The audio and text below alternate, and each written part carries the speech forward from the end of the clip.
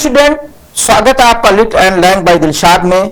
आज मैं आपसे एक टॉपिक लेके आ रहा हूं उन स्टूडेंटों के लिए जो बीए फर्स्ट सेमेस्टर में, बीए फर्स्ट ईयर में है और वो सेकेंड सेमेस्टर के एग्जाम में अपीयर होने वाले हैं।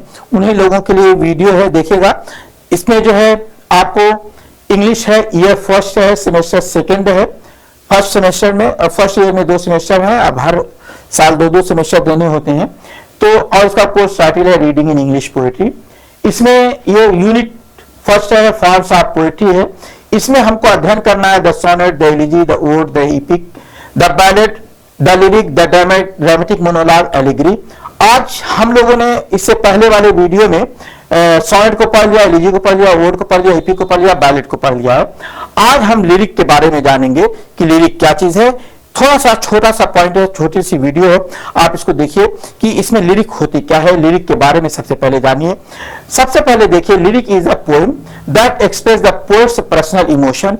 सबसे पहले ये है कि पोएट जो है, ये लिरिक एक शॉर्ट पोएम होती है जो पोएट के जो है पर्सनल इमोशन को, जो है पर्सनल जो भावना को प्रस्तुत करता है, उसके थॉट्स को प्रस्तुत करता है और the perceptions of in a musical language. और इसका परसेप्शन जो होता है, जो इसकी धारणाएं होती हैं, और फिर इन अ म्यूजिकल लैंग्वेज, ये म्यूजिकल लैंग्वेज होती है। इसकी जो परसेप्शन है, जो धारणा है, वो ये है कि ये म्यूजिकल होती है।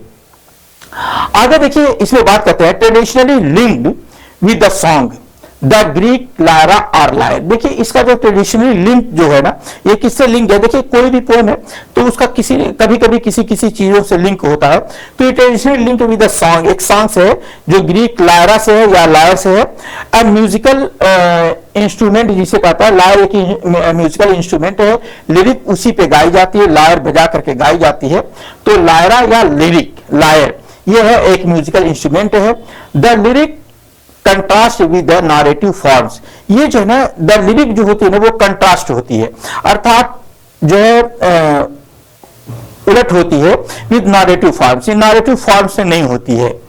आगे क्या कहते हैं इसमें कि इट्स इम्फेसिस, इसका जो इम्फेसिस होता है, जो जोर होता है, is not on plot but on mood. इसमें कोई प्लॉट नहीं होता है। जैसे बैलेट में, अभी इसके पहले आपने जो वीडियो देखा बैलेट, उसमें प्लॉट होता है। तो इसमें प्लॉट नहीं होता है बट ऑन मूड, ये मूड पे डिपेंड होती है, सेंसेशन पर डिपेंड होती है। किस चीज पे? मूड पे, सेंसेशन पर, अर्थात सनसनी पर, कि ये सनसनी पैदा कर देता है। एंड कंसंट्रेटेड फीलिंग, और एक जो है कंसंट्रेटेड फीलिंग पर ये करता है, एक केंद्रित जो है भावना होती है, केंद्रित फील होता है, उस पर ये डिपेंड होती है। लिरिक पोएम में अडॉप्ट अ स्पीकर और अ persona, not necessarily the poet. कहता कि ये लिरिक जो पोएम होती है ना, में अडॉप्ट अ स्पीकर, कभी कभी ये एक स्पीकर को अडॉप्ट कर लेती है, अर्थात अडॉप्ट की मान्यता गोद लेना या ले लेना, स्वीकार कर लेना। और द पर्सोना, किसी एक जो है कैरेक्टर को ले लेती है, पर्सोना माने कैरेक्टर को, नॉट नेसेसरी द पोएट, इसमें कोई जरूरी नहीं कि वो पोएट ही हो। And typically use vivid imagery, और ये जो है ना विविड इमेजरी और उसका जो सजीव वर्णन करता है, सजीव इमेजरी को प्रस्तुत करता है। म्यूजिकल डिवाइसेस, इसमें जो क्या होता है, म्यूजिकल डिवाइसेस का प्रयोग होता है, जैसे मीटर है, राइम है, अलिट्रेशन है, ये सारी चीजों का इसमें प्रयोग किया जाता है। सारी चीजें इसमें आती हैं, चाहे आप मीटर की बात कर लीजिए या राइम की बात कर लीजिए, अलिट्रेशन की बात कर लीजिए।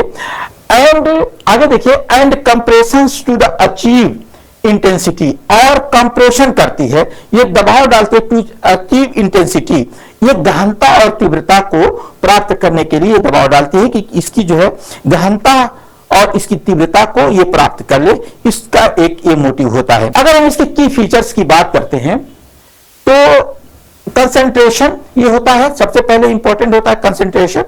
इसकी जो सबसे इंपॉर्टेंट जो होती है, कंसंट्रेट करती है, किसी चीज पर ध्यान देती है, ध्यान केंद्रित करती है। इसमें जो सबसे इंपॉर्टेंट जो चीज होती है वो होती है ब्रेविटी एंड इंटेंसिटी। उसके अंदर ब्रेविटी होती है और तीव्रता होती है। अभी ऊपर बात आई थी कि इसमें ब्रेविटी होती है, अर्थात संक्षिप्तता होती है, और गहनता होती है, तीव्रता होती है। और इसमें क्या होता है, वन मूड होता है, एक मोमेंट होता है और image is often the focus, और या एक इमेज पर फोकस किया जाता है, कोई एक चीज को, एक टॉपिक को, एक मूड को ही इसमें प्रस्तुत किया जाता है, ये नहीं कि डिफरेंट मूड से इसमें ला करके डाल दिए जाए। अगर हम पर्सनल वॉइस की बात करते हैं, इसमें speech is frequently subjective, first person or the intimate addresses.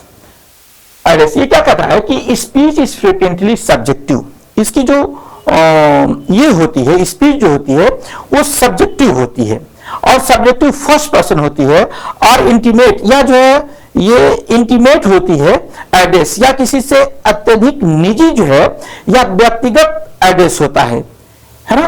और इंटीमेट के का अर्थ बहुत लंबा चौड़ा होता है कि इसका एकदम व्यक्तिगत या निजी एड्रेस वो करता है उसको, किसी को, ये चीज इसकी फ्रीक्वेंसी में आती है। पर्सनल वॉइस जब इसकी होती है तो ये किसी को पर्सनली जो है व्यक्तिगत रूप से उसको एड्रेस करता है।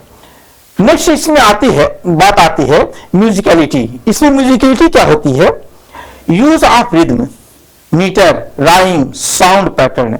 इसमें यूज ऑफ रिद्म होता है, रिदम होती है, मीटर होता है, राइम होती है, साउंड पैटर्न्स होता है, ये सारी चीजों का इसमें प्रयोग किया जाता है। एक चीज को ये नहीं होता, सारी चीजें इसमें डाल दी जाती है कि इसमें साउंड पैटर्न होता है। अगर हम इमेजरी एंड फिगरेटिव लैंग्वेज की बात करें तो इसमें मेटाफर्स होते हैं, सिमिलीज होती हैं, सिंबल्स होते हैं, कंप्रेस मीनिंग्स होती हैं। इसमें जो है सारी चीजों का प्रयोग होता है कि, और ये जो इसमें मेटाफर है, सिमिली है, और भी सिंबल का प्रयोग किया जाता है जो मीनिंग को कंप्रेस कर देते हैं, अर्थात शॉर्ट कर देते हैं। अगर हम वेराइटी ऑफ सब फॉर्म्स की बात करते हैं कि इसके और भी जो लिरिक के और भी कौन से फॉर्म्स हैं, तो इसमें सानेट आता है, ओड आता है, एलिजी होता है, विन पर्सनल जब ये पर्सनल हो, सॉन्ग होता है, हाइम होता है, पर्सनल लिरिक होती है, ड्रामेटिक लिरिक होती है, इंक्लूडिंग ड्रामेटिक मोनोलॉग। इसमें ड्रामेटिक मोनोलॉग भी इसी में आता है, लिरिक में ही होता है। एंड शॉर्ट लिरिक्स, और शॉर्ट लिरिक होती है, जैसे लीसी पोएम है, ये एक शॉर्ट लिरिक है। आगे इसकी बात करते हैं फंक्शन की, कि जो ये फंक्शन कैसे करती है। टू एक्सप्रेस फीलिंग, फंक्शन क्या करता है? टू एक्सप्रेस फीलिंग, और ये फीलिंग को एक्सप्रेस करती है, कोई आपकी जो है फीलिंग है। और दूसरी बात इसमें कहता है कैप्चर अ मोमेंट, किसी एक क्षण को, पहले भी बात आई कैप्चर अ मोमेंट, और रिफ्लेक्ट ऑन एक्सपीरियंस, या एक्सपीरियंस पर ये रिफ्लेक्ट करती है। ऑफन स्ट्राइकिंग यूनिवर्सल रेजोनेंस, ये यूनिवर्सल रेजोनेंस को, रेजोनेंस के माने होता है गूंज, ये एक यूनिवर्सल जो है गूंज को ये प्रस्तुत करता है। फ्रॉम पर्सनल डिटेल, ये सभी लोगों के लिए होता है, किसी पर्सनल डिटेल की इसमें गूंज नहीं सुनाई देती है, रेजोनेंस नहीं होता है, बल्कि जो है ये यूनिवर्सल होता है, ये यूनिवर्स को स्ट्राइक करती है, अर्थात सारी मानवता को जो स्ट्राइक करती है। अगर हम इसके हिस्टोरिकल डेवलपमेंट की बात करते हैं तो बहुत शॉर्ट में दे रहा हूं। एंशिएंट लिरिक होती है, साफो है, पिंडार है, पोएट्री मीन टू बी संग। इनका कहना यह है कि पोएट्री मीन्स टू बी संग। ये जो है जो कहा जाता था पिंडार का, और इन लोगों का ये कहना था कि पोएट्री जो होती है ना, इसका अर्थ होता है कि इसे गाया जा सके। अगर मिडवेल एंड रेनेसा की बात करते हैं तो पोएट्री लिरिक्स आती हैं, सोनेट्स आते हैं, डिवोशनल लिरिक्स आती हैं।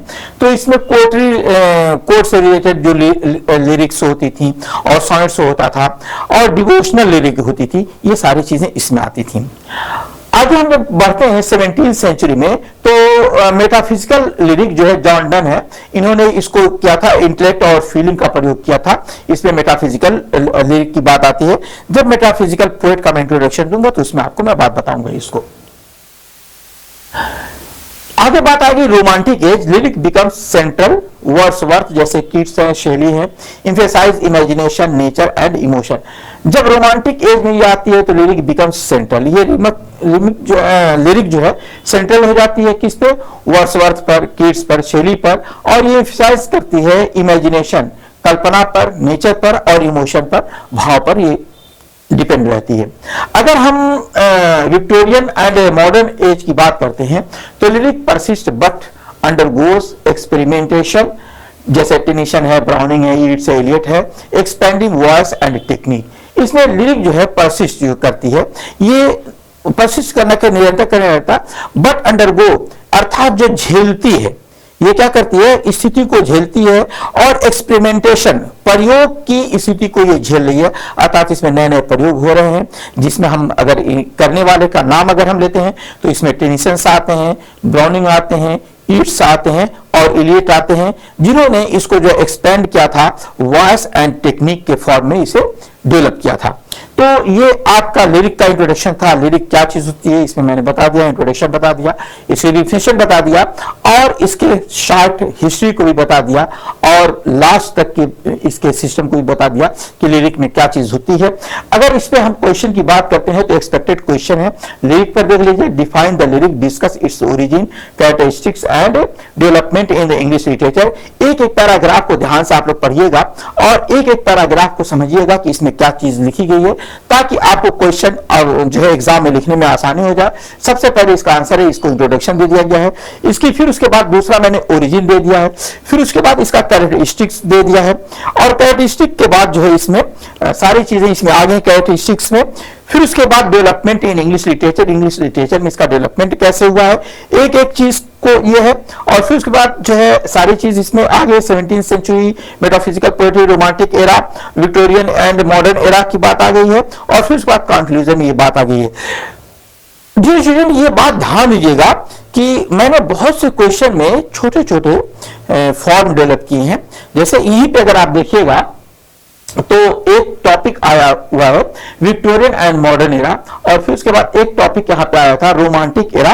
तो लिरिक के बारे में शॉर्ट क्वेश्चन आ गया है, रोमांटिक एरा का डिस्कस कीजिए, तो केवल आपको इतना ही लिखना रहेगा, ऐसा नहीं कि आप पूरा परेशान हो जाए। 17वीं सेंचुरी में क्या था, तो ये मेटाफिजिकल पोएट्री क्या थी, तो ये यहाँ पे मैंने वर्णन कर दिया, इसको मेमोराइज कर लीजिएगा, शॉर्ट क्वेश्चन में इसको लिखिएगा।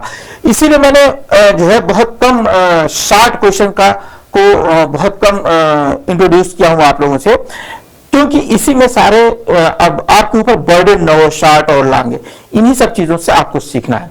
आइए दूसरा क्वेश्चन इसमें देखते हैं, explain the importance of the lyric form in English poetry. Importance lyric form का जो है इंग्लिश पोएट्री में क्या इंपॉर्टेंस, इसके बारे में जानते हैं और इसे कंपेयर करना है the lyric with the narrative forms, narrative form से इसको कंपेयर करना है, इलस्ट्रेट करना है टेक्निक्स की दैट मेक्स लिरिक डिस्टिंक्टिव और उसका भी उदाहरण देना है, उस टेक्निक का उदाहरण देना है जो लिरिक को डिस्टिंक्टिव बनाता है, डिफरेंस करता है दूसरी पॉइंट से। तो एक एक चीज को ये ध्यान दीजिएगा, इस पे मत ध्यान दीजिएगा, ये वो ऐसे ही आ जाता है कभी कभी। द लिरिक ये है, इंट्रोडक्शन है, इंपॉर्टेंस ऑफ द लिरिक है, जो लिरिक वर्सेस नैरेटिव की कंट्रास्ट है, इसको ध्यान दीजिएगा।